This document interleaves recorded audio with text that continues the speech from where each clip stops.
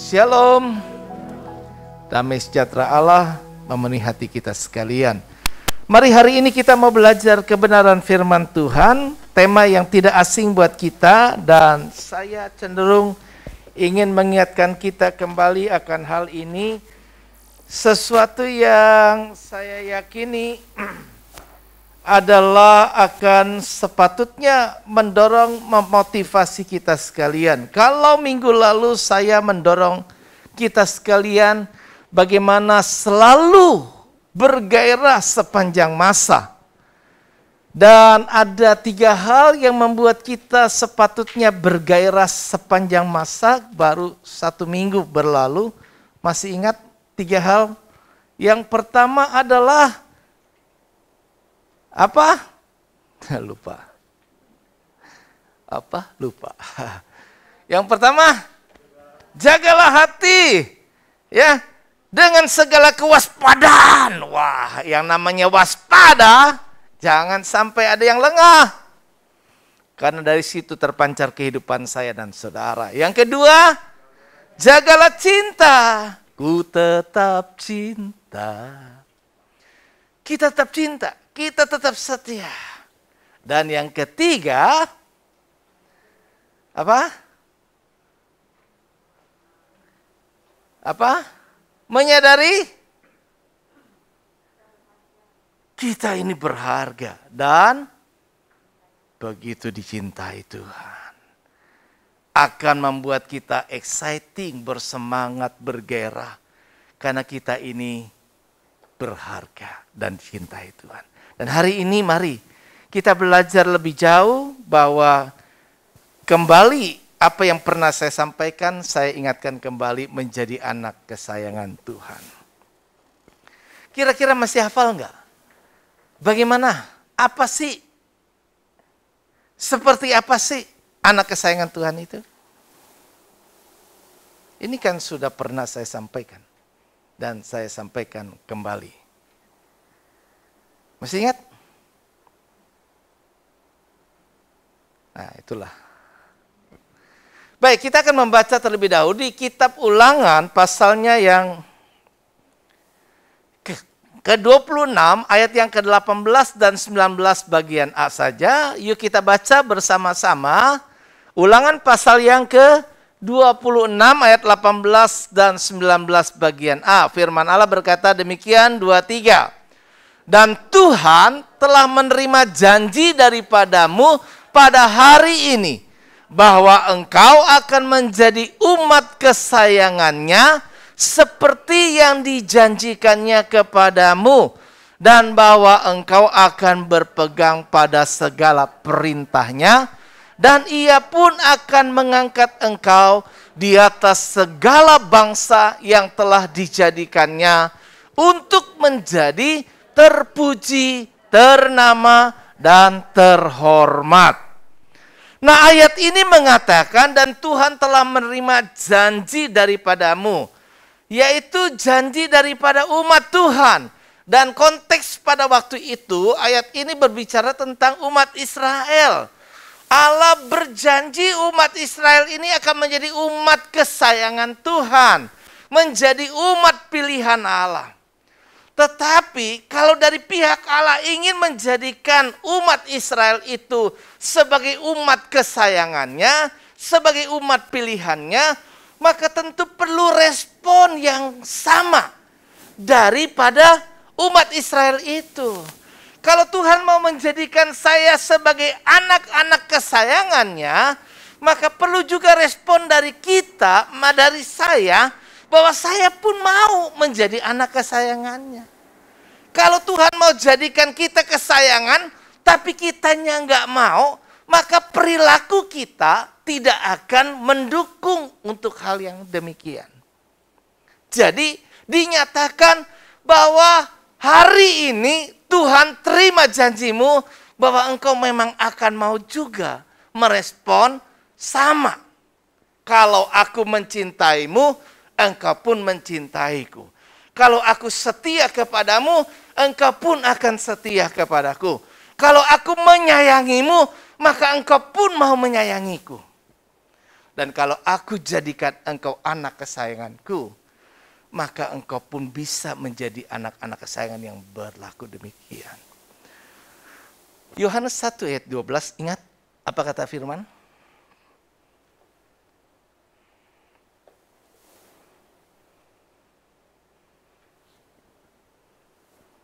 Yohanes 1 ayat 12 apa? Ayat ini kan ayat emas ya. Ada yang ingat? Semua orang yang menerimanya diberinya kuasa menjadi atau supaya? Supaya. Agar ada sebuah dorongan, diberi kemampuan, kuasa orang-orang yang terima Yesus supaya menjadi anak-anak Allah. Artinya agar perilaku kehidupan saya dan saudara itu mencerminkan anak-anaknya Allah.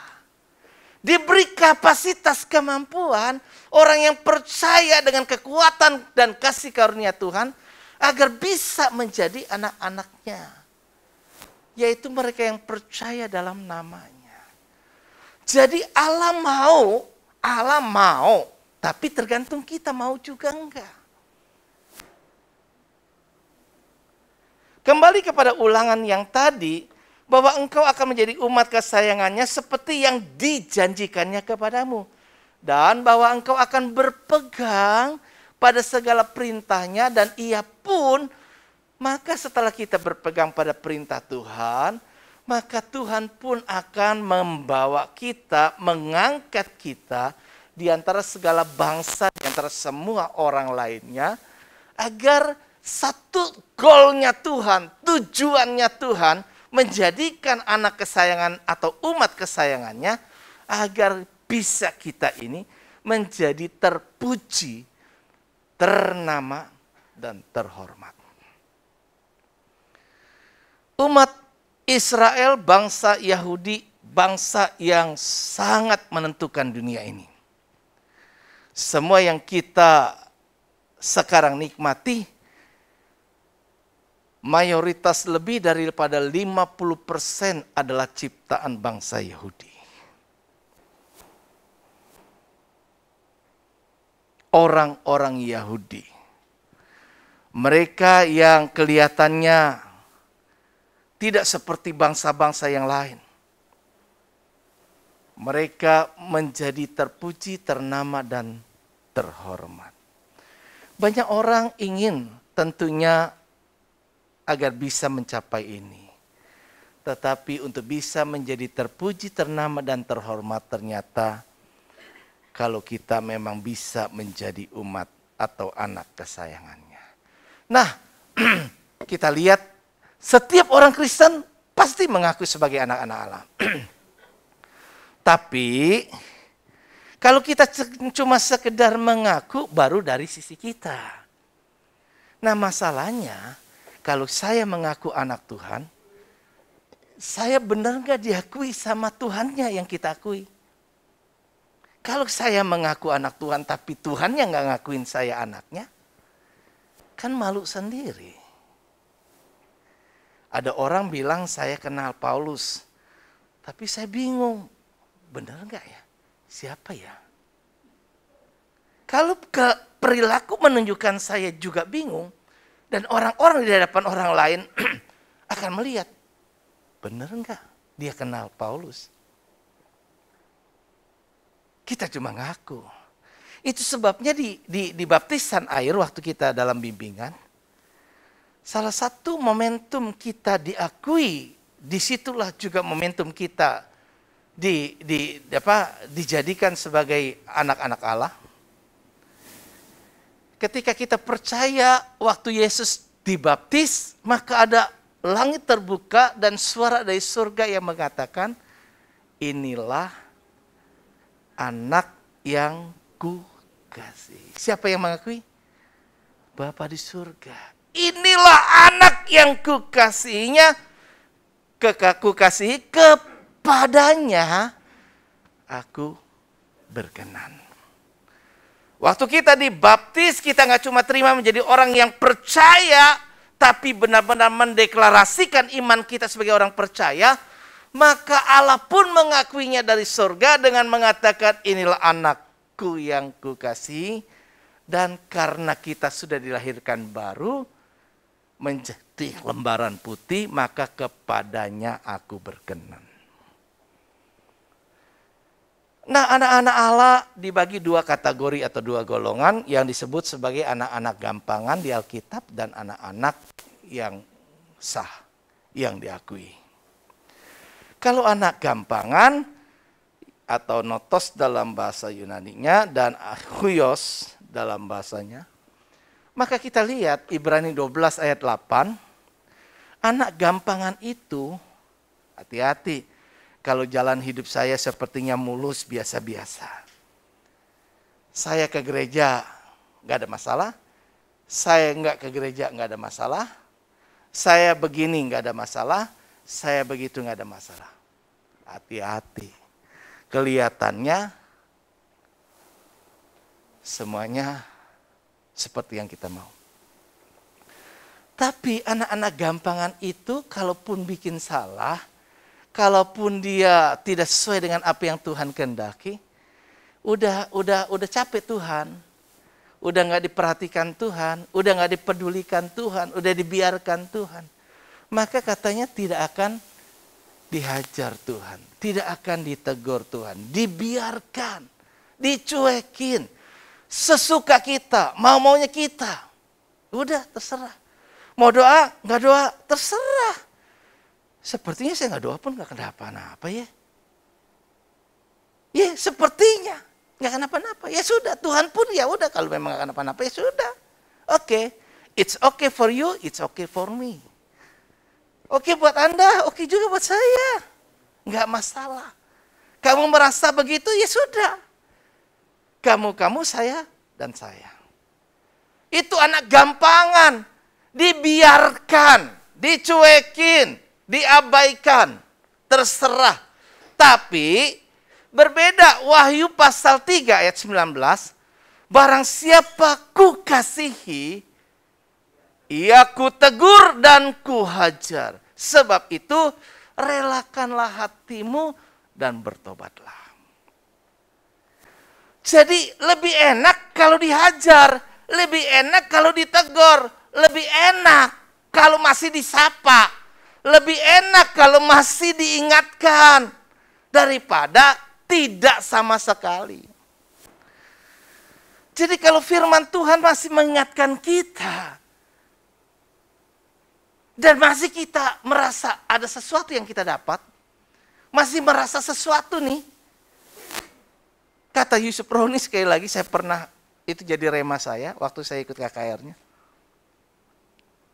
Berarti masih ada Roh Kudus. Roh Kudus itu yang memeteraikan kita jadi anak Allah. Berarti kita ini masih ada. Tapi kalau udah nggak berasa apa-apa, wah ini yang hati-hati. Hati-hati. Di akhir zaman kan kita akan dibiarkan menjadi Kristen di Jemaat Laodikia. Jemaat akhir zaman, jemaat terakhir. Jemaat ke-7. Suam. Nggak panas, nggak dingin. Kekristenan kita jalani sebagai agama. Kita cuma jadi orang Kristen tapi benar-benar cuma itu aja. Hari-hari rutinitas. Nggak ada rasa. Hidup kita udah nggak ada rasa lagi. Maka penting. Ku tetap cinta. Ku tetap setia. Tetap cinta, tetap setia. Jaga. Jangan kualitas merosot, jangan kadarnya udah nggak ada rasa lagi. Kan ada banyak orang yang juga bisa udah nggak ada perasaan lagi. Perasaan gue udah hilang sama lu.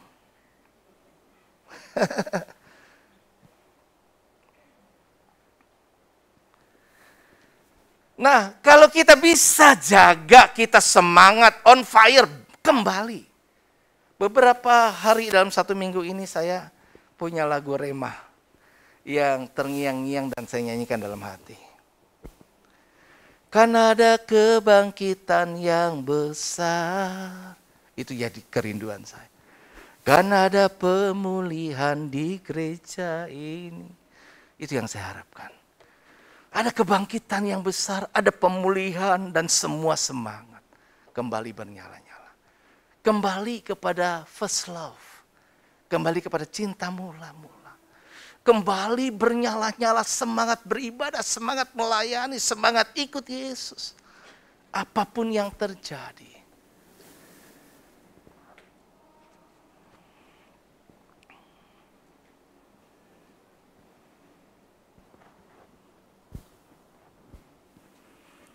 Kita lihat ada 4 hal yang saya sampaikan, ingatkan kembali.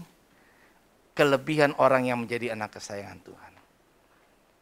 Ini bedanya.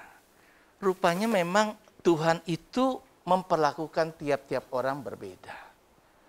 Jadi kalau ada orang yang memperlakukan berbeda, ada gembala, ada pimpinan yang memperlakukan jemaat berbeda, ya memang firman Tuhan atau Yesus sendiri memperlakukannya berbeda. Kenapa bisa berbeda? Allah di perjanjian lama pun memperlakukan berbeda. Dikatakan di Roma 9 ayat 13. Kepada Yakub Tuhan mengasihi, tetapi ia membenci Esau. Kenapa? Karena memang responnya Esau dengan responnya Yakub berbeda. Yakub menginginkan hak kesulungan, ingin dan menganggap itu sesuatu yang berharga. Itu lebih daripada apapun juga. Sehingga kalau dia masak enak, masakan apapun juga, hal-hal jasmania, dia rela berikan kepada orang lain asal. Itu lagu lama ada sih ya, dulu pernah ya. Saya ingat tuh dulu tuh. Semua boleh kau ambil daripadaku, asal Yesus jangan kau ambil daripadaku. Itu ya, lagunya lama ya. Kita orang-orang yang jadul sih masih ingat lagunya. Tapi generasi baru nggak pernah dengar lagu itu. Jadi apapun juga boleh Tuhan ambil daripada. Asal jangan kau ambil Yesusku dariku. Apapun, ya ku kan tetap tersenyum. Wah, luar biasa memang.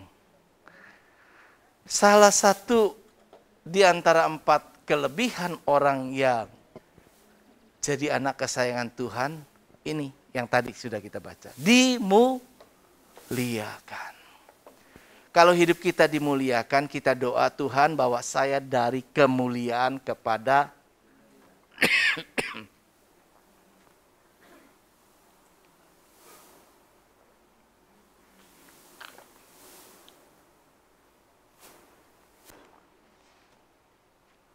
kita ingin perjalanan hidup kita dibawa Tuhan dari kemuliaan kepada kemuliaan. Kita menjadi orang yang terpuji. Orang-orang melihat kita, dia memuji kita bukan karena kita memuji diri sendiri. Tapi orang yang memujinya. Kalaupun orang tidak memujinya, tapi paling tidak kita menaruh target yang paling utama adalah Tuhan memuji kita. Menjadi orang yang ternama, terkenal. Saya beri nama tiap-tiap anak punya visi. Anak ini visinya ini, anak itu visinya itu. Dan selalu terjadi. Bagi saya sebagai orang tua, bagi saya yang tahu saya kenapa saya kasih nama ini, kenapa saya kasih nama itu. Ternama, terhormat. Ada banyak orang tidak terpuji, ternamanya iya.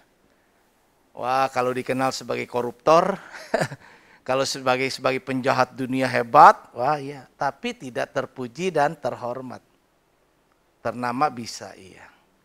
Kita punya prestasi baik, menanjak dan sebagainya, bisa juga hebat, terkenal. Wah, karirnya luar biasa, usahanya luar biasa. Tapi yang membedakan apakah terpuji dan terhormat. Terpuji, ternama, terhormat. Lengkap sudah. Yang kedua, maka kita bisa lihat di sini apa? Ini dibanggakan. Kalau orang tua membanggakan anaknya, berarti itu anak kesayangan. Dia ceritain segalanya tentang anaknya, wah itu anak kesayangan. Tapi kalau anak yang nggak kesayangan, dia nggak cerita banyak. Dia punya anak beberapa yang dia ceritain, itu dia melulu. Wah itu anak emas tuh. Ya. Contohnya Ayub sama ya. Tuhan berkata kepada iblis, apakah engkau memperhatikan hambaku Ayub? Kenapa dia bilang, apakah engkau memperhatikan? Saya itu begitu memperhatikan. Sekarang saya mau nanya, kamu perhatiin enggak? Tuhan ingin apa yang aku perhatikan juga kau perhatikan. Tuhan mau kasih tahu, ada sesuatu yang membanggakan. Kalau ada sesuatu yang membanggakan, cenderung kita pengen kasih tahu orang lain. Kalau kita bangga sama Yesus, kita pengen kasih tahu orang lain tentang Yesusnya. Itu loh bedanya. Saya bangga banget. Jangan cuma kita bisa nyanyi, sungguh ku bangga Bapa, punya Allah seperti Engkau. Rasa bangga kayak apa? Masih nggak sih ada rasa bangga itu dalam diri kita? Kalau rasa bangga itu nggak buat kita diam, kita pengen cerita, kita pengen ngomong. Kau tahu Yesus nggak? Yesus juga kepengen kenalin kita dengan orang-orang. Semua. Kau kenal dia enggak? Siapa dia Tuhan? Lalu diceritakannya. Bahkan ada pernyataan ini, sebab tiada seorang pun di bumi ini, tinggal kita sekarang, seperti dia, yang demikian saleh dan jujur, yang takut akan Allah dan menjauhi kejahatan. Dibanggakan Tuhan tuh enak ya. Kan saya pernah berkali-kali ngomong, kalau saya punya pribadi, saya cenderung orang lain boleh tahu saja bahwa saya termotivasi kalau saya itu merasa berharga, dihargai. Artinya, keberadaan saya ini berarti toh. Apalagi kalau saya tahu dibanggakan. Kan pernah saya cerita, saya ketika dengar orang tua lain membanggakan saya, kasih tahu anaknya tuh seperti Ming Leong, senang saya. Ada teman lagi seusia saya, sepantaran seangkatan saya, yang juga ngikutin jejak saya, apa yang saya lakukan dia ikuti juga. Saya bangga. Tapi itu kan baru saya. Tapi kalau orang lain yang ceritain, kalau orang lain yang ngomong, itu lebih berarti daripada kita ngaku-ngaku GR sendiri, narsis banget gitu kan. Nah, Tuhan seperti itu. Yang ketiga, kan kita pengen, yang pertama masih ingat, kita dimuliakan. Yang kedua, kita dibanggakan. Oh, enak banget. Yang ketiga, apa? Dipercaya. Dipercaya Petrus ya. Kepadamu akan kuberikan kunci kerajaan sorga. Wow. Kepada kita dikasih satu buku cek kosong. Terserah lu mau tulis berapa. Yang kau tulis bisa kau cairkan. Menjadi faktor yang menentukan. Ada mandat yang diberikan, ada kepercayaan yang diberikan. Apa yang kau ikat di dunia ini terikat di surga, yang kau lepaskan di dunia ini terlepas di surga. Ketika engkau berkata kepada setan, keluar kau, setan pun takut dan keluar. Kepada yang sakit berkata, sembuh kau, sembuhlah orang itu. Maka Yesus pun berkata, karena dia segala kuasa telah diberikan kepadanya baik di bumi maupun di surga. Maka ketika Yesus ngomong terhadap sesuatu, maka itu jadi. Kepada pohon ara pun terkutuklah engkau seketika pohon ara kering. Bangkit dan berjalanlah, bangkit berjalan. Angkat tilammu, maka orang lumpuh pun bisa sembuh. Ada kuasa. Ada kuasa. Ya, kepercayaan yang luar biasa. Ini senang sekali. Kalau hidup kita dapat kepercayaan Tuhan, itu senang. Dipercaya itu enak. Yang paling enak kan kalau dicurigai. Ya kan? Wah, dikit-dikit dicurigai. Wah, dipantau. Itu semua sudah jadi pengalaman. Dulu waktu saya kerja di OKB, orang kaya baru, Oriental Computer Bahtera, saya pernah tuh ditegur, ya ampun, padahal waktu istirahat. Saya nyender di bangku, nyender duduknya. Lu mau kerja apa tidur?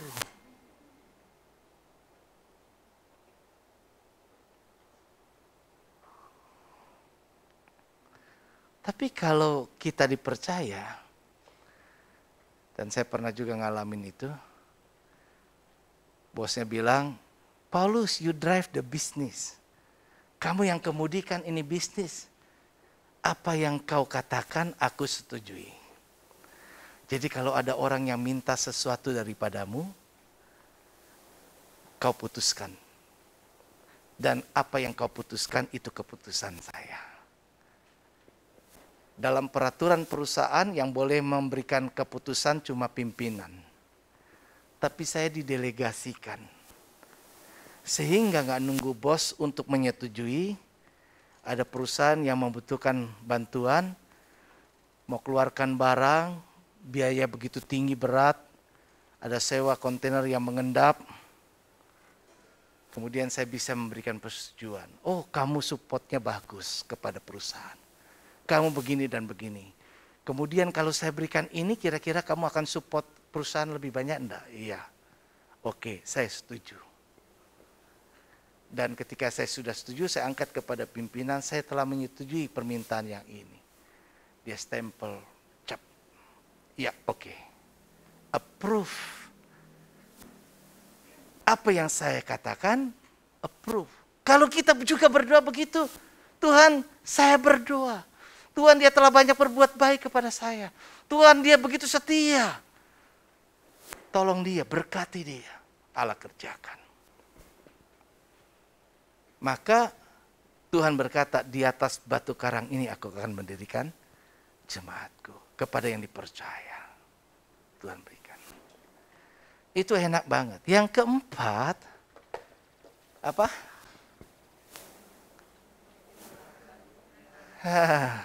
Memang ada perlakuan yang istimewa. Kepada orang-orang lain Tuhan berbicara dalam perumpamaan. Tetapi kepada murid-muridnya, waktu murid-muridnya nggak ngerti firman Tuhan. Dia nyingkir, setelah orang banyak pergi dia bertanya, Tuhan, maksudnya apa sih? Kami nggak ngerti yang kau katakan tadi. Kalau depan orang bilang nggak ngerti kan blown banget ya, malu-malu diri sendiri. Tapi seperti itu pun ya Yesus kasih tahu. Kepada yang namanya murid dengan orang yang bukan murid ada perlakuan yang berbeda. Kepadamu kau bertanya, aku beritahukan, tidak ada sesuatu yang kusembunyikan. Kepada Nuh diberitahukan segala rencana rahasia Allah untuk mengakhiri hidup segala makhluk. Ketika Tuhan melihat dan menyesal karena kecenderungan manusia berontak, membuahkan kejahatan, aku akan musnahkan mereka semua, kata Tuhan. Tuhan kasih tahu, Tuhan ingat kepada Nuh. Oh iya, masih ada Nuh. Enak, gak ada rahasia, Tuhan bukakan. Tuhan kasih tahu kita. Nah, kehidupan kita yang pertama tadi akan dimuliakan, yang kedua akan dibanggakan, yang ketiga dipercaya, yang keempat diperlakukan istimewa. Mau? Pertanyaannya mau enggak? Kalau mau, gimana caranya kita bisa seperti itu? Gimana caranya? Mudah-mudahan ingat ya, Catat, mungkin ini khotbah saya yang tidak saya ulang lagi. Tapi kalau nggak berubah juga ya saya ulang lagi. Gimana caranya? Bagaimana kita dapat menjadi anak kesayangan Tuhan? Pertama, ingat ya, setiap kita ya, punya nilai-nilai rohani atau value yang baik. Allah sangat bangga terhadap Ayub itu bukan tanpa alasan. Kenapa? Karena ia menempatkan Tuhan lebih utama serta paling penting dan berharga di atas segala sesuatu. Cobaan Ayub itu, wah udah paling sempurna deh. Harta benda habis, keluarga habis, ditinggal pasangan juga, dimaki-maki sebelumnya, disuruh kutuki Allahnya, dan udah semua yang ada meninggalkan dia, kemudian hilang daripadanya, dirinya juga dihabisin. Borokan, jijik semua orang. Ditambah teman-temannya juga. Lagi berpendapat yang bukan membangun, malah menjatuhkan, melemahkan.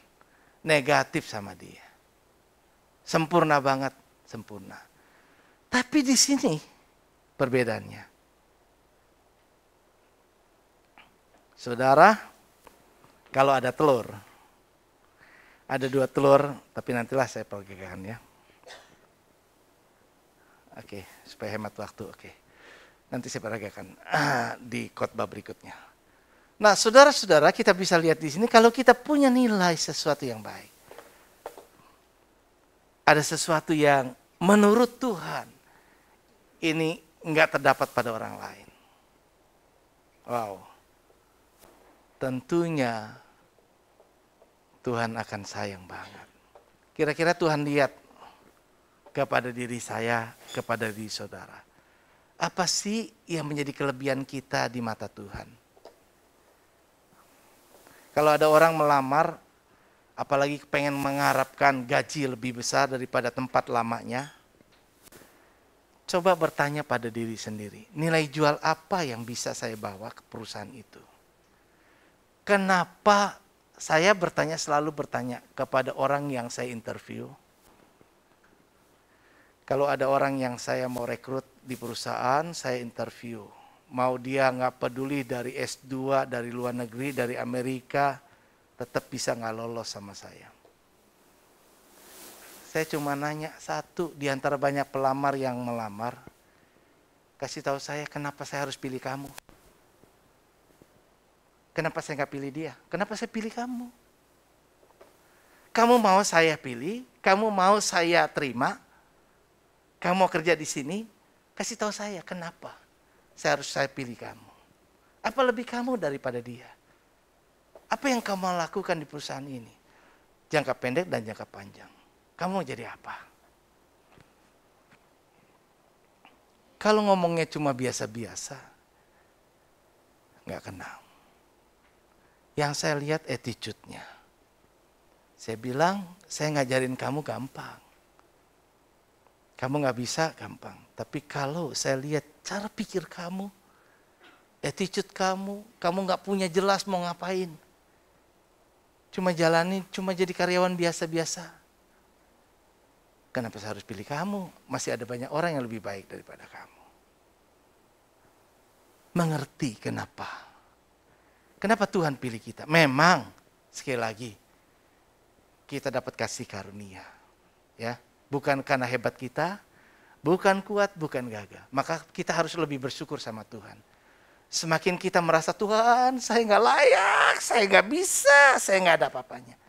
Tapi Tuhan pilih, Tuhan kasih karunia. Harusnya kita menjadi orang yang lebih bersyukur kan. Terima kasih kan. Gitu. Aku nggak layak. Saya diterima di perusahaan itu cuma gara-gara satu, tulisan saya yang bagus. Karena waktu itu saya nulis lamar itu pakai tulisan tangan, nggak pakai ketik. Dan pimpinan itu panggil saya dan ngotot supaya saya cepat-cepat masuk kerja. Baru saya tahu rahasianya. Sekretarisnya berkata kepada saya waktu lalu, Pak Paulus, kenapa kamu dipilih di sini? Bos tertarik sama tulisan kamu. Tulisan saya memang dulu bagus. Tapi sekarang udah mungkin enggak. Ya. Jadi ada sesuatu. Yang sekarang coba lihat. Kalau mau disayang dan menjadi kesayangan, ayo. Wanita-wanita tadi kan juga. Jangan cuma berdandan dari sini. Ada inner beauty. Ada kecantikan di dalam, di mata Tuhan. Yang buat Tuhan tertarik kita jadi mempelainya. Tapi kalau kita punya attitude, sikap kita segala macam itu buruk. Bersyukurlah kalau Tuhan gak tinggalin kita. Dan kalau kita pengen jadi anak kesayangan, yuk kita berusaha jadi lebih baik lagi. Orang-orang gak setia, ku tetap setia. Orang-orang gak datang, tetap datang.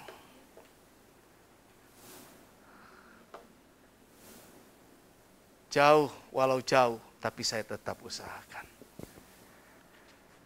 Kalau saya dulu nggak punya tekad sendiri, mungkin saya udah jadi golongan orang-orang yang sama, ninggalin gereja ini.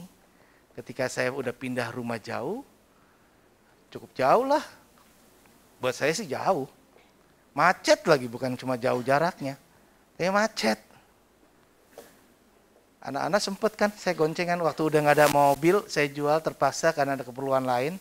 Untuk rumah, kita berempat naik motor, itu dan Mogot tuh anginnya kalau berempat kayak gitu tuh, karena dulu masih banyak kosong, itu kenceng tuh, naik motor bisa goyang, gitu kan. Tapi tetap setia. Cuma kepengen kasih contoh, Saya pengen jadi contoh. Yang kedua, sebentar lagi kita selesai. Yang kedua apa? Belum ya. Ingat ya. Yang kedua apa? Tapi ingat ya, yang tadi ya, masih ingat ya yang saya sudah ngomong. Yang kedua, dapat nyenengin, ngambil hati Tuhan.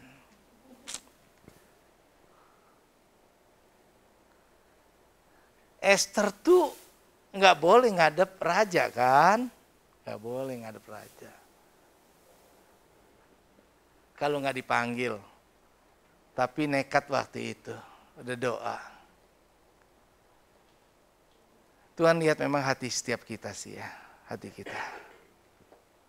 Dan hati ini juga yang akan membawa kita, saya mau taat atau tidak taat. Ketaatan itu salah satu hal yang menyenangkan buat Tuhan.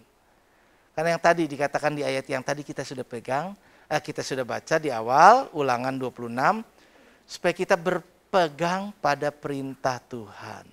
Berpegang, pegang erat-erat. Taat, dengar-dengaran kepada semua perintah Tuhan sekalipun untuk sesuatu yang sangat sulit untuk dikerjakan dan dipahaminya. Itu Nuh lakukan itu buat Bahtera. Tuhan suruh buat Bahtera di kondisi yang gak masuk akal. Manusia itu pakai logika. Untuk taat itu seringkali kita menggunakan logika. Ini yang jeleknya. Manusia dikasih kepintaran pakai logika. Seringkali kita tuh bukan taat. Kita belum sampai level taat. Kita levelnya sepakat. Kalau sepakat, setuju dengan pola pikir kita, setuju dengan jalan alur pikiran kita, saya ikut. Kalau nggak setuju, dalam cara logika kita nggak masuk, kita nggak ikut. Itu bukan taat. Yang namanya taat itu nggak pakai logika, dibilangin ya udah jalan. Kan saya pernah bilang, saya kasih contoh ketika saya sebagai hamba Tuhan praktek, kalaupun saya pada waktu tidak ditempatkan sebagaimana seharusnya. Kenapa? Kan saya bilang, saya punya mental. Saya bilang sama teman-teman, sama anak buah saya, staf saya, kita ini hamba Tuhan loh. Kita ini budak, mau disuruh apa aja udah oke. Cara kerjanya kayak gini gak cocok sama kita ini. Dadakan, last minute segala macam, terus kita harus kerjain gini. Udah dadakan kayak gini, kita gak suka. Kita udah ngomong, saya sudah antisipasi sebelumnya. Ini mau selenggara ini, saya harapkan target selesai ini sebelumnya. Karena mungkin betul tergantungan saya. Kan kalau nanti tiba-tiba ada yang sakit, ketika saya sakit nggak bisa ini, bagaimana ngurusnya nanti dadakan? Tapi tetap aja keputusan nggak bisa jalan. Kan mungkin teman-teman ngalamin hal yang sama. Tapi saya ingat semuanya. Kalau saya bisa berlaku seperti itu kepada orang lain, saya pun harus bisa jadi pelakunya. Maka saya bilang, jadi hamba aja udah ikut aja. Apa aja, kenapa? Budak. Suruh dorong. Angkat ini, angkat. Nggak kenapa. Padahal kalau dipikir posisi saya bagus loh. Apa? Taat. Disuruh bangun Batra. Batra itu di saat kering. Bukannya lagi banjir atau musim hujan. Dibikin di mana? Bikin kapal itu di Palka situ. Dekat-dekat dengan pelabuhan lah kira-kira. Atau paling enggak ada tempat tertentu supaya nanti pada waktu mereka bikin kapal. Kan ada di Pasar Ikan juga ada tempat buat kapal. Kan? Nanti setelah udah ini kan mereka bawa sesuatu untuk kemudian dibawa ke laut. Ini di atas gunung, ditetawain. Dan Tuhan kasih perintah yang persis ukurannya. Panjangnya berapa? 30 hasta, 135 meter. 135 meter panjangnya. Lebarnya 50 hasta. Kurang lebih 50 kali 45 berapa tuh ya? 5 kali 13 meteran ya. Atau 12 meteran. Kemudian tingginya 30 hasta kali 45. Berapa tuh? 13,5 meter. Bikin kotak-kotak, ada kamar-kamar barangkali ya. Detail. Dan yang paling membanggakan adalah Kejadian 6 ayat 22 ditulis bahwa Nuh itu mengerjakan semuanya tepat persis seperti yang diperintahkan Allah kepadanya. Kadang kita aja nggak bisa kayak gitu. Yang saya minta, yang saya mau persis. Seringkali kita meleset ikut Tuhan. Tapi kita udah merasa sombong, kita udah banyak tuntutan. Tepat, titik koma persis. Panjangnya persis, nggak lebih dikit. Tapi kita seringkali nggak begitu kan, logika kita banyak main. Kita bisa merasa lebih pintar dari Tuhannya. Terakhir adalah yuk bangun hubungan yang intim dengan Tuhan. Orang yang intim, orang yang dekat. Itu anak kesayangan. Alkitab mencatat bahwa Nuh hidup bergaul dengan Tuhan. Bergaul. Kita aja sekarang jarang doa. Gereja ada doa, tapi enggak juga. Udah dimudahkan, kalaupun nggak bisa datang, pakai Zoom. Tapi tetap juga. Kita lebih memilih kedagingan kita, maunya kita. Gimana mau intim? Kalau nggak intim bagaimana? Orang kesayangan itu, aduh kemana-mana dibawa. Kemana-mana diajak, aku pengen kamu dekat dengan saya. Jauh di mata tetap di hati, dekat di hati. Alkitab mencatat bahwa Nuh itu seperti itu. Dikatakan Amsal 8 ayat 30, aku ada sertanya sebagai anak kesayangan. Aku ada serta bersama dengan Tuhan sebagai anak kesayangan setiap hari. Aku menjadi kesenangannya. Kalau kita ada anak-anak yang bikin orang tua senang, wah orang tua senang main sama anak. Apalagi cucu-cucu ya, sekarang zamannya kita lebih sayang cucu daripada anak. Nah itu cucunya juga sama, waduh jadi kesenangan kemana-mana, yuk cucu kita ajak. Kita pergi jalan-jalan oleh-oleh yang kita ingat apa? Cucu gitu kan, cucu lagi yang kita cari. Kan? Senantiasa bermain-main di hadapannya. Loh, kita kemana? Kita dekat sama Tuhan atau kita jauh? Mau jadi kesayangan, tapi kita sendiri nggak mau melakukan jadi kesayangan. Kadang kita yang nggak fair sama Tuhan. Tuhannya mau, kitanya nggak mau. Tuhan bilang apa? Yakobus 4, mendekatlah kepadaku, maka aku akan mendekat. Itu magnet. Ada magnet. Kau datang mendekat, Allah datang mendekat. Kau jauh, Tuhan datang cari engkau. Adam, di manakah engkau? Tuhan mencari setiap kita karena Tuhan mengasihi kita.